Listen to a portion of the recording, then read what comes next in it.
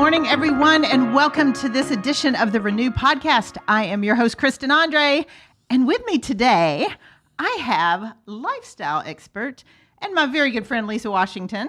Thank you for being with us. Well, thank you for having me. And thank you guys that are watching us live for tuning in because tech issues seem to be our thing. But I'm excited to have you here, my friend. Oh, me too. Last time you were on the show, we did it via Zoom. This is true. So we are live in the studio right now. I love Very it. excited. I got to squeeze on you and everything. I know. I love it. It's so beautiful in here. And today we are talking about one of your favorite topics, which we don't tackle often on the show because historically it has not been my strong suit.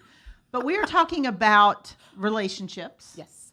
Particularly communication in relationships. Yes. And when you and I were chatting beforehand, it was about how to create greater intimacy in your relationships. Yes. I remember when I started out in business, actually, the word intimacy, somebody broke it down. It says into me see, like into me, M-E-C, meaning that intimacy is not about like what we think about, like, oh, the lovey-dovey hot stuff, which is still good. It's still good. But it's about really seeing into a person and seeing who they are. Yes. And feeling them and getting them and being able to connect and communicate. Yes. Is that how do you define intimacy? Well, I really like that particular definition about into me, looking into someone. Mm-hmm. But intimacy starts with you. Looking into me. It's like you looking into yourself first. Oh, I like that. Yeah, that's how you create like real, true intimacy is when you're able to really look inside of yourself. You're able to look inside of who am I? What do I desire? What are my, strong points here? What are my weak points here? What are the things that trigger me?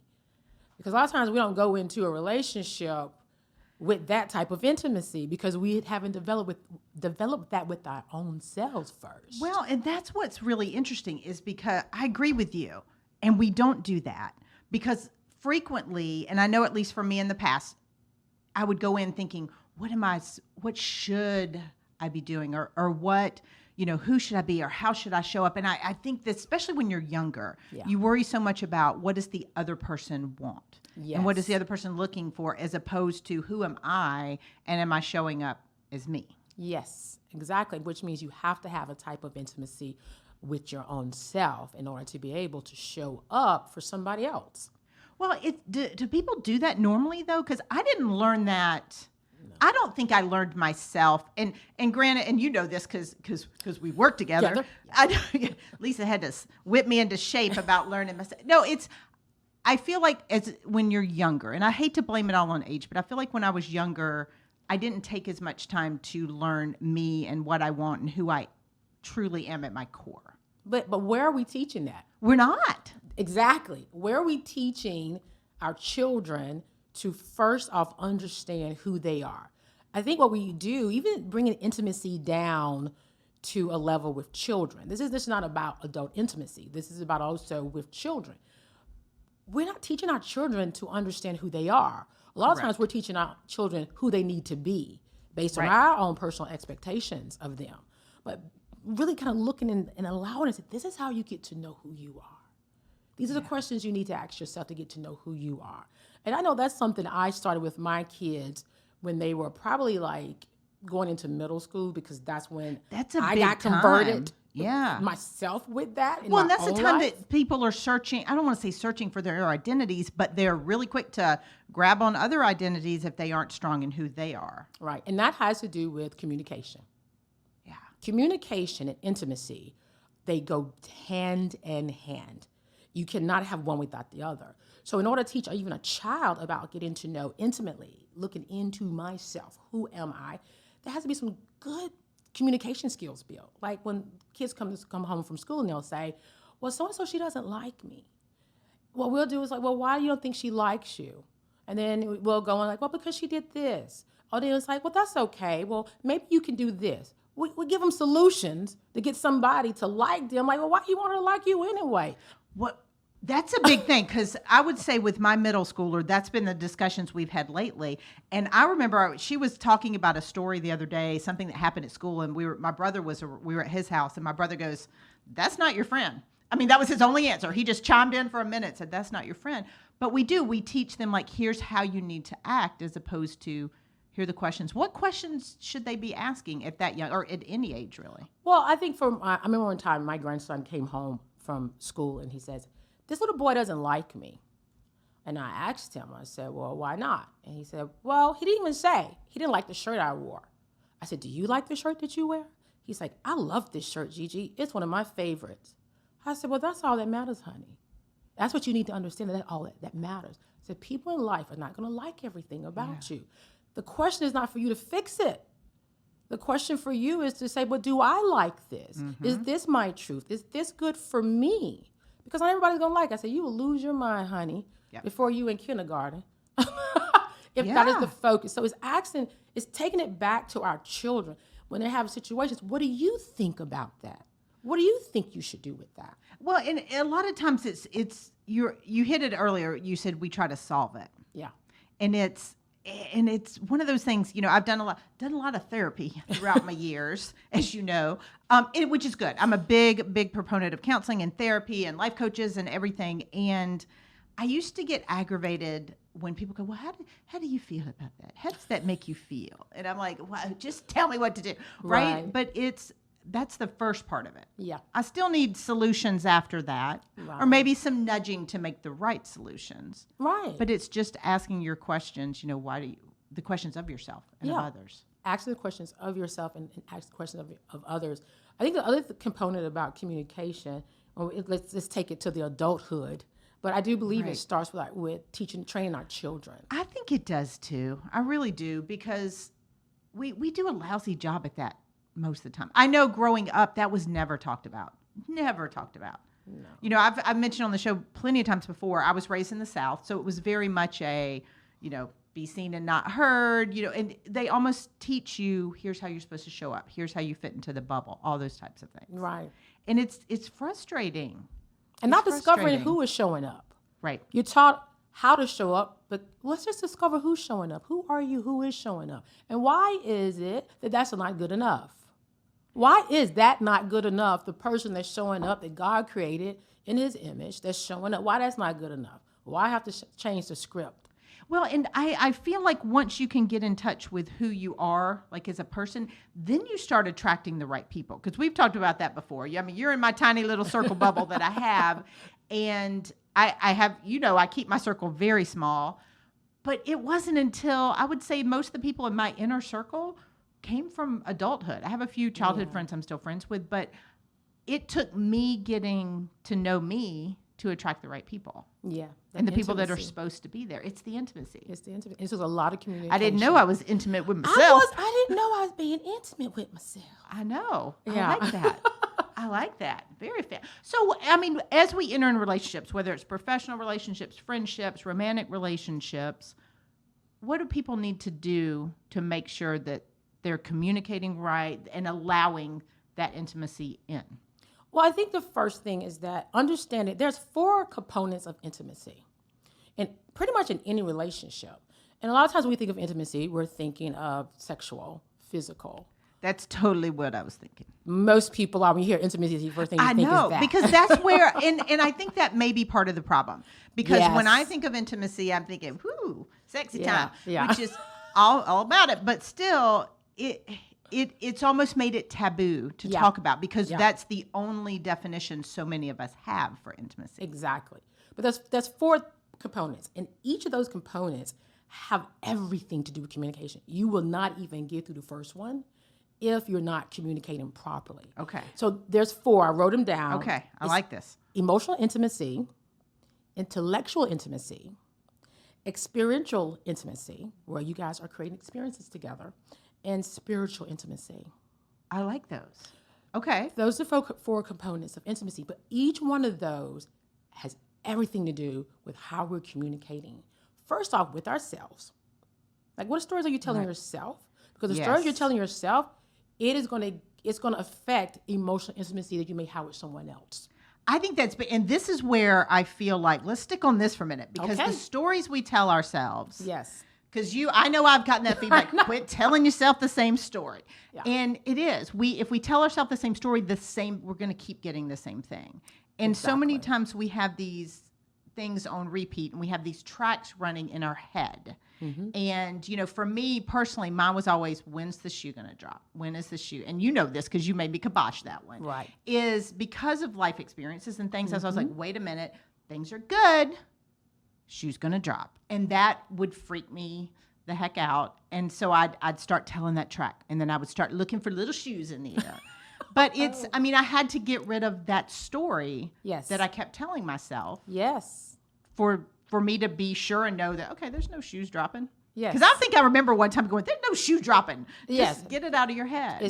And the thing about it, what is that? That is communication with yourself. It is totally with myself, but I always think about communication with other people. Yes. I don't pause enough, and I'm wondering if the listeners do as well. I never paused enough historically to communicate with myself as clearly as I feel I communicate with other people. And I think it's a consciousness. We're always communicating with ourselves all the time. We communicate. That is the one entity that we communicate with the most is ourselves. Because we're in our heads all the time. Because we're in our heads all the time and in our hearts all the time. We're always communicating. But we never take time out to have conscious communication with ourselves. I have started doing that. Yes. And it's made a big difference. That's thanks to you, though, because I work with you.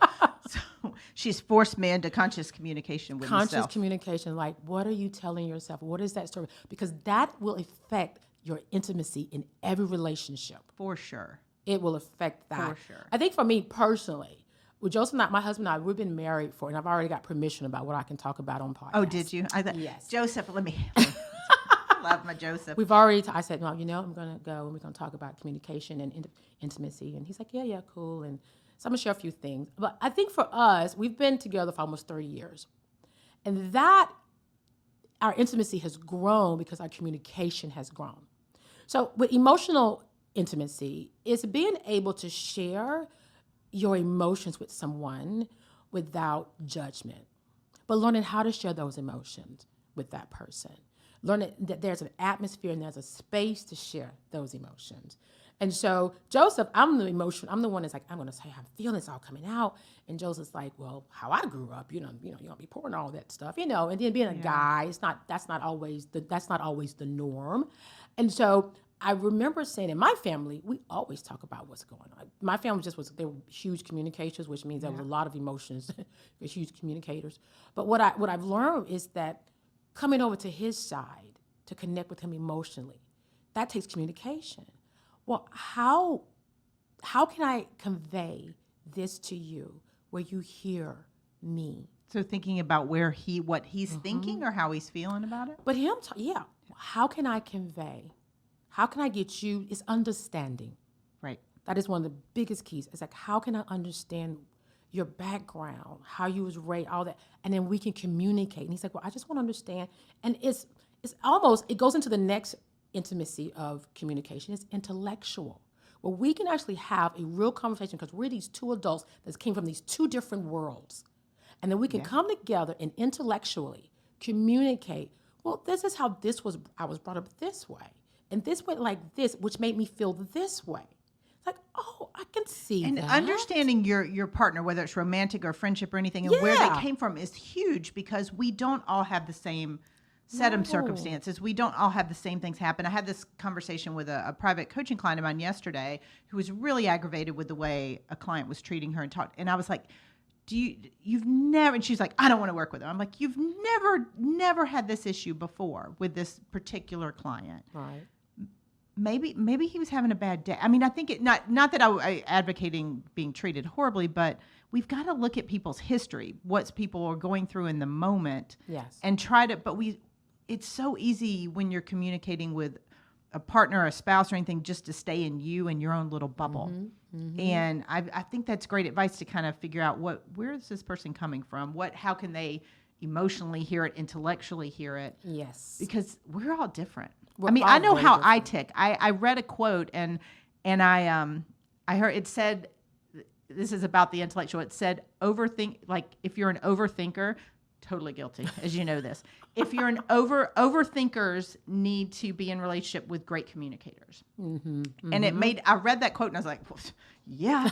But Laura's over here going, dang, is it right? But it's it's knowing your partner, because if I just need somebody to communicate with. Like, I'm going to think 87 different scenarios. Yes. So whether you're a client or a significant other, a child, or whatever mine, you just need to know my head's going 87 different directions. Just communicate. Like, I just need very clear, concise communication. But I think with Joseph, he's because I know Joseph. Yeah. I love Joseph. Joseph awesome. and Lisa are goals. I'll send her messages when she'll awesome. post stuff. I'm just like, #relationship goals. But he's awesome. But I do feel like you guys, and maybe it's 30 years together, but you guys do understand each other and your styles, which your styles are not similar. No, we're very different. You're very and it's so freaking precious too. But your styles are very different, but you do understand each other's styles and can meet in the middle from a communication standpoint. And it's all communication. I think the thing about it, especially in relationships, the biggest mistake we make is that we think that person, because they love us, they're in our head. Yeah. And that they're in our experiences and that they're in our past. They're nowhere in any of those things. So how did y'all get there? I mean, how do because you're right. No one has had, no matter who they are, no one's had the same experiences as we have. So how do you get there? Well, for Joseph and I, our relationship, our faith, our Christianity, really biblically basing our relationship is one. But that's another key element of intimacy is spiritual intimacy. And that really takes you moving towards something higher and greater and bigger than yourself. Yes. You have to. Absolutely. You have to do that. And people think that's not necessary. And it has to be like, I'm not a Christian. No. You have to move through something that is higher and bigger than yourself. And so you have to have that spiritual connection with each other, which means that spiritual communication. Mm-hmm. That spiritual communication that we have with each other is our spirit self. It's like there are things that have hurt my heart. There are things that have hurt my soul. Communicating those things in an open environment where there's intellectual intimacy. And in intellectual intimacy, no judgment. There's no like judgment there. there. No judgment. You are having an intellectual conversation, but it's on a spiritual basis. And that person is hearing you from that soil. That is so important to have that. That's the thing that creates that intimacy, is that now spiritually. So that's what Joseph and I began. I remember, and I know he doesn't mind me sharing this. It was our 7-year wedding anniversary. It's been 7 years. Oh, that's bad. Because the 7-year itch is a bad time for most marriages. We had a lot of marriages. We had psoriasis or something. Because I was just like, what are we doing? And I remember a couple that counseled us and mentored us, got with us, and they've been married forever and a day. And they listened to Joseph and I communicate. And they said this. I'm thinking, we are so awful at communication. And the first thing they said is like, you guys are like amazing at communication. How you guys are going back and forth and how he's listening, you're listening, y'all. We had everything, the emotional, the intellectual. We had all that. Here's the thing. We weren't understanding each other. So you were communicating but not getting what the other one was saying? Yeah, we're excellent at communicating, but understanding was another level.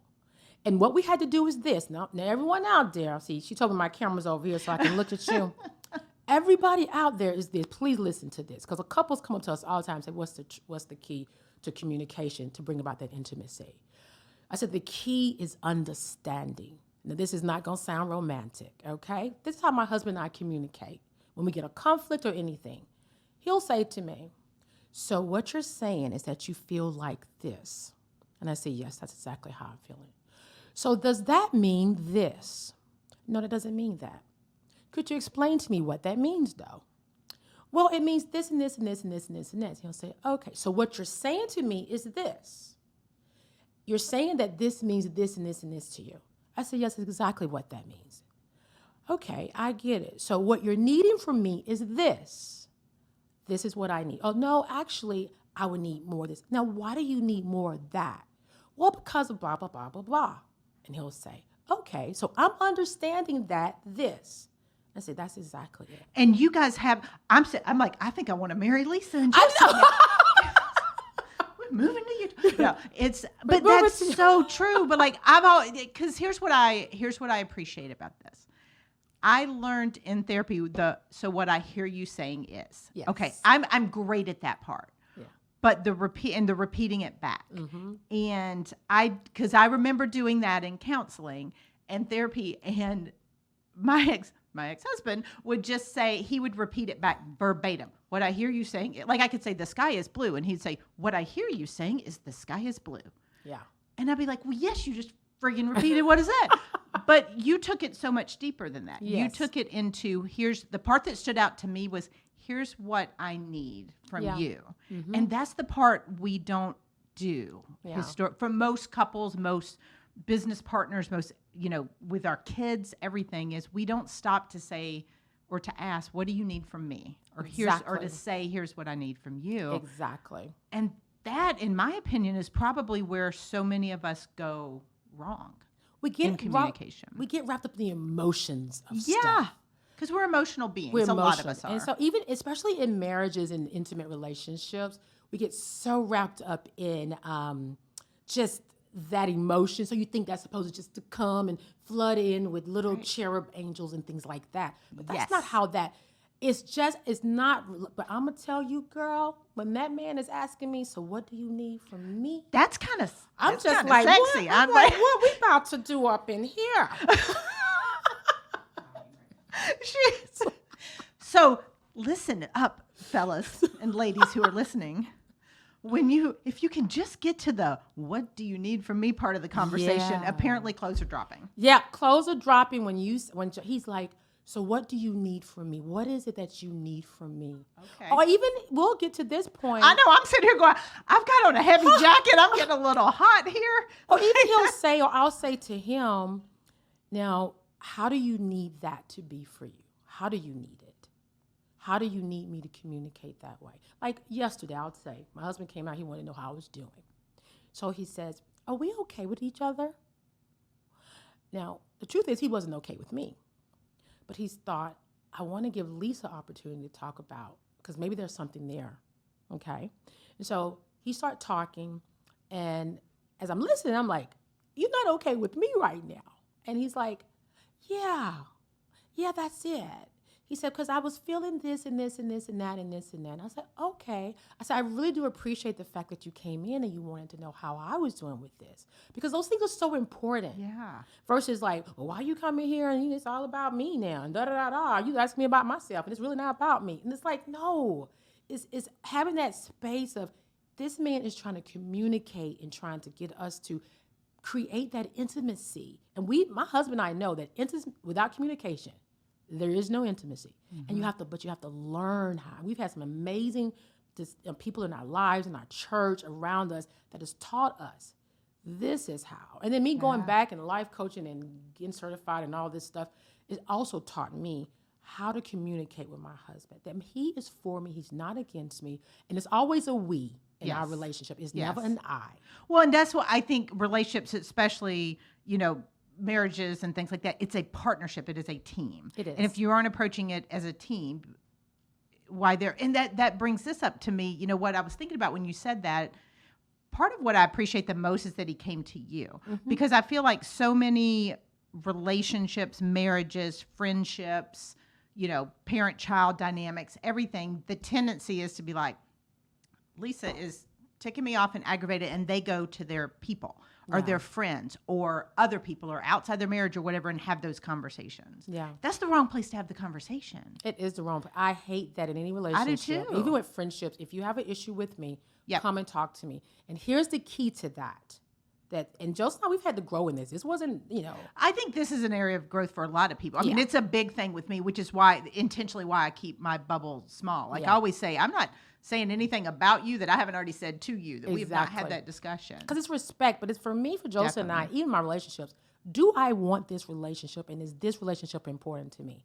I know what it takes, so we do what it takes. That's why Joseph comes to me. That's why people in my life I go to and they come to me. Sure. Because this relationship is important to me, and I know that communication is the key to keep that intimacy going. Mm-hmm. If we stop doing that, this relationship will be done. I agree with you. In any relationship. I agree with you. And, thinking back on so many, people I know, I'm obviously divorced, people I know, and granted, there are other things in communication.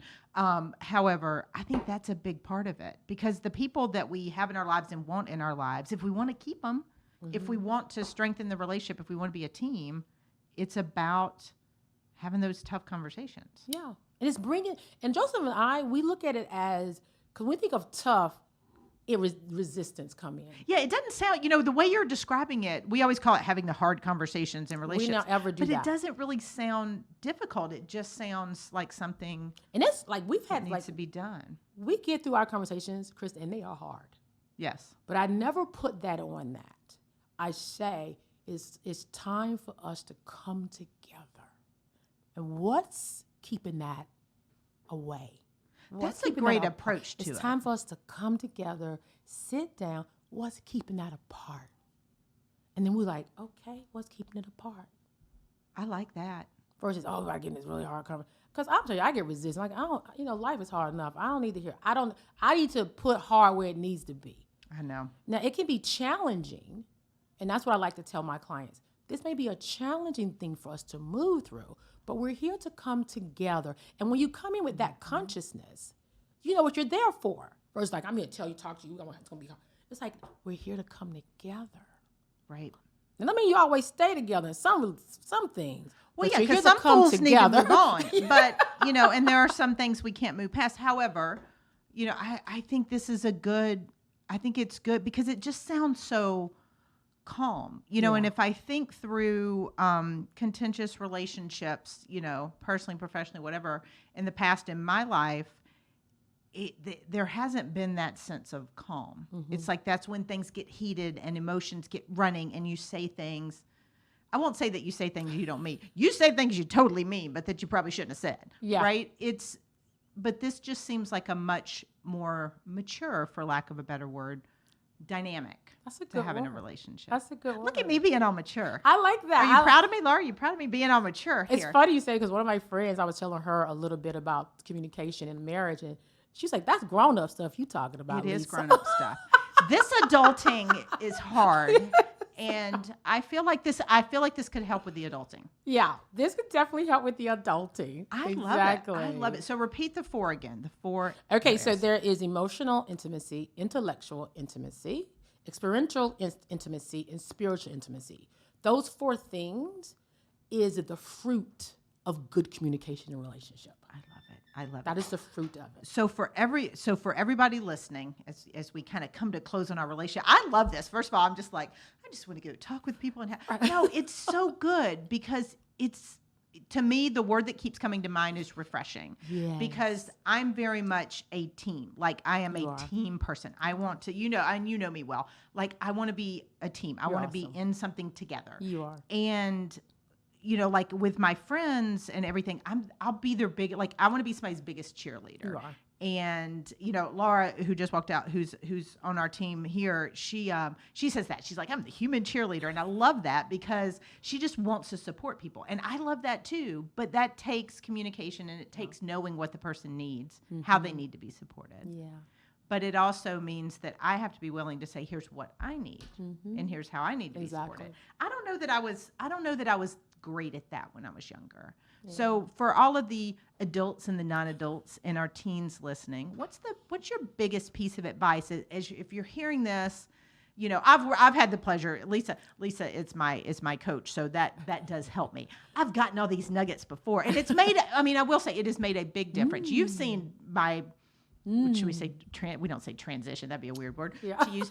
You've seen my progress and growth over the last few years. It's been amazing. I know, it's so fun. I love it. But a lot of that has been communication. And like you mentioned at the start, communication with myself, being very, very clear on who I am and what I want and what I deserve and all that good stuff. That's where it starts. But for people, that's step 1. Yeah. Once people get past that, what is there, which takes a lot of work, y'all. It's some work. You're going deep. But I will tell you, knowing that and having had those conversations with myself, having talked to myself a lot, it's so I don't want to say life-changing sounds weird, but it is. You're so clear. I am so clear in who I want to be around, who I want to spend time with, who's in my bubble, who's not, all of that. But after that, what do people need to do to kind of take these steps? It starts with themselves, but after that, in the relationships that are most important to the people listening, where do they start? What do they need to do first? I think the first thing they need to do, once you've worked with yourself, is allowing people to be who they are. Yes. That creates intimacy, is communicating. We communicate a lot of times to change people for them to be who we want them to be. Ooh. That's But so allowing them true. to be, I remember one day my husband and I was walking in Walmart. He didn't want to be in Walmart. And Yeah, I looked I at don't him. want to be in Walmart. He- Joseph, I'm with you on that He one. didn't I want don't to be wanna in Walmart with me. either. And I said, do you want to be here? And he says, and I said, you have the freedom to say yes or no, honey, if you don't want to be here. 'Cause you know how we want our guy to go shopping with us, Yeah. whatever. Not at Walmart. Well, I just I'm like with Joseph on this I one. don't, but any place with shopping, Joseph like, I don't want to do it. But this is where we were at the moment. And I said, well, do you want to be here? And I said, you have the freedom to say yes or no. Because in the past, I'm like, I want you to shop and go everywhere and be with me. This is in our 20s, because Yeah. we've been together since we're in our young 20s. And then he said, no, I don't want to be here. Yeah. I said, well, honey, you can leave and come back and pick me up and go do whatever you like. Yeah. And he said, oh, okay.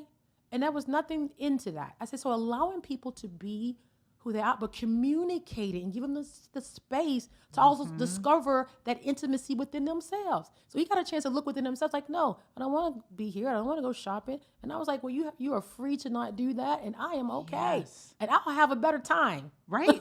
But that is true. It's allowing you, knowing yourself and allowing yourself to show up fully as you. Yep. I always talk about being your authentic self. And I know that's a buzzword that's probably overused a lot now, but it's true. Showing up as you.